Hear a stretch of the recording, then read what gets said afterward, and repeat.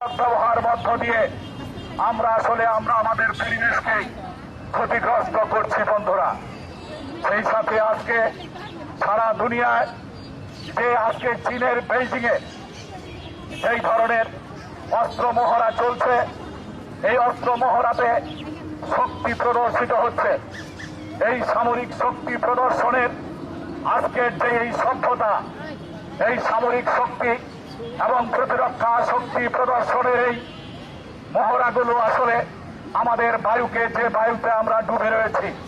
সুস্থ থাকার যে আকাঙ্ক্ষা, প্রতিটি প্রাণী যে বেঁচে রয়েছে এই দুনিয়ার বুকে একটি শুধুমাত্র শুদ্ধ বায়ুর অভাবে তারা ক্ষতিগ্রস্ত হচ্ছে সব দিক থেকে। আমরা বিশুদ্ধ বায়ুর জন্য লড়াই করছি, কারণ বিশুদ্ধ বায়ুর ভেতরে আমরা ডুবে রয়েছি। মাছ যেমন পানিতে ডুবে রয়েছে, পানি যদি বিশুদ্ধ না থাকে, ওই পানিতে যদি পর্যাপ্ত অক্সিজেন না থাকে, তাহলে মাছেরা সেখানে সুস্থ থাকতে পারে না। একইভাবে আমরা আমাদের এই পৃথিবীতে আজকে আমরা বায়ুর ভিতরে ডুবে রয়েছি। এই বায়ু যদি বিশুদ্ধ না থাকে, নির্মল না থাকে, আমরা কি করে বেঁচে থাকি?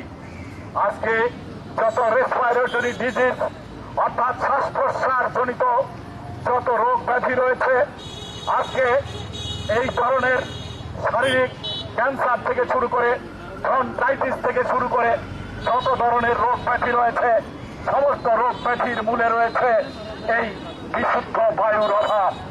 আমরা সেই বিশুদ্ধ বায়ুর জন্যই লড়াই করছি বন্ধুরা। তাই আজকে পৃথিবীব্যাপী প্রতিটি মানুষকে, প্রতিটি মানবকেই অবশ্যই সচেতন হতে হবে।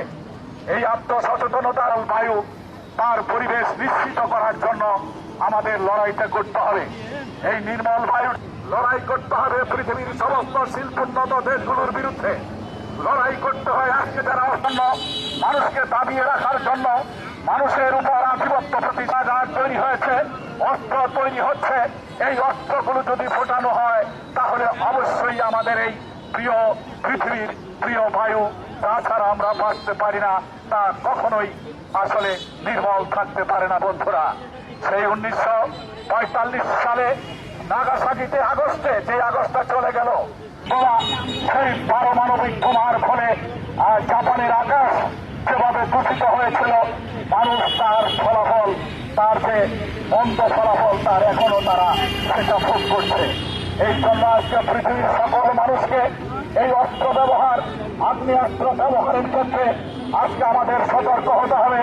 আজকে পৃথিবীর সকল মানুষকে বিশুদ্ধ বায়ু অর্জনের জন্য লড়াইটা জোরদার করতে হবে।